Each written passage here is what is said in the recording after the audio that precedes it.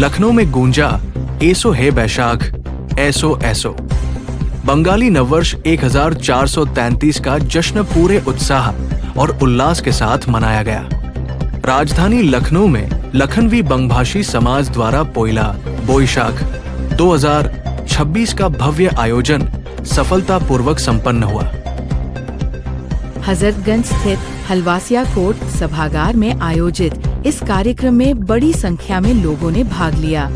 कार्यक्रम की शुरुआत पारंपरिक विधि विधान और सांस्कृतिक प्रस्तुतियों के साथ हुई। इस अवसर पर संगीत, नृत्य और सांस्कृतिक कार्यक्रमों ने सभी का मन मोह लिया। पूरे माहौल में बंगाली संस्कृति की झलक साफ दिखाई दी। ये आयोजन लखनऊ में बसे बंगाली समाज की एकता, परंपरा और सांस्कृतिक विरासत का प्रतीक बनकर सामने आया। समाज के मुख्य संयोजक पी के दत्ता ने सभी उपस्थित लोगों का आभार व्यक्त किया और कहा कि भविष्य में भी ऐसे आयोजन जारी रहेंगे। खुशियों, परंपरा और एकता के इस संगम ने एक बार फिर लखनऊ की सांस्कृतिक विविधता को जीवंत कर दिया। नमस्कार दोस्तों, आप देख रहे हैं इंडिया स्टार न्यूज, जनता की आवाज, देश का भरोसा। आयु का नववर्ष 1 जनवरी को मनाने में अधिक रुचि दिखाती है।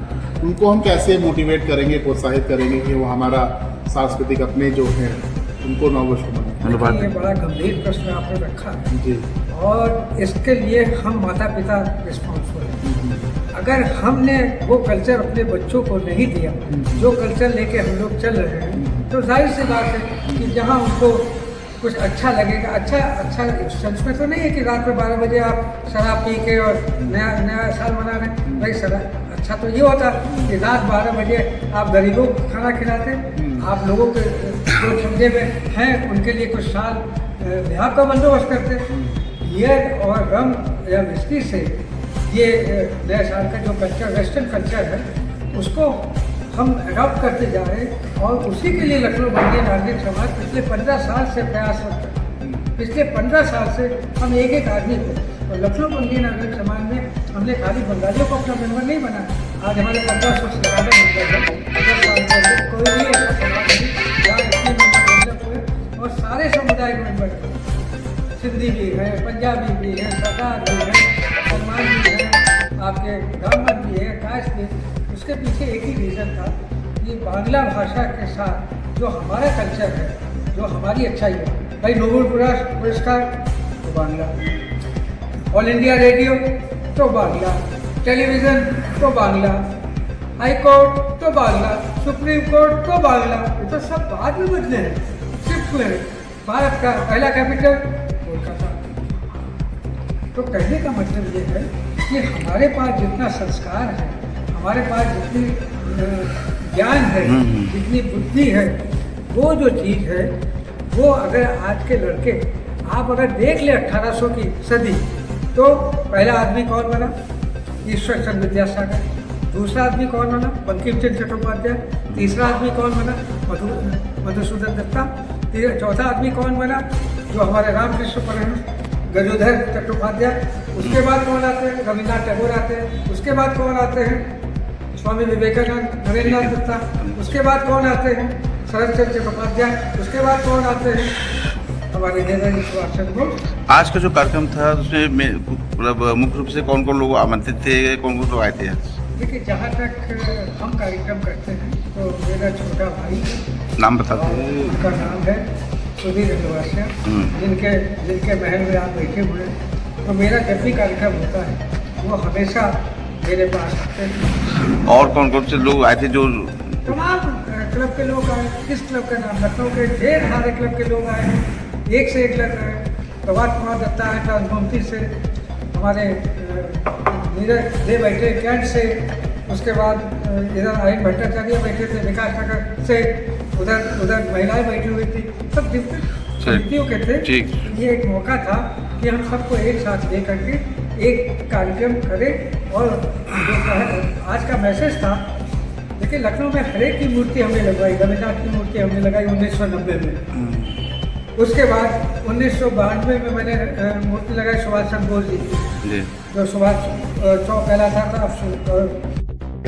सह संयोजक लखनऊ बंगाली नागरिक समाज आज हमारा बांग्ला समाज का 9 वर्ष का उत्सव जी 15 अप्रैल को पहला बैसाख के नाम से बांग्ला समाज का 9 वर्ष का उत्सव मनाया जाता है, जो कि हमारा रत्नबंदी नागरिक समाज वर्षों से इस उत्सव को मनाता चला है।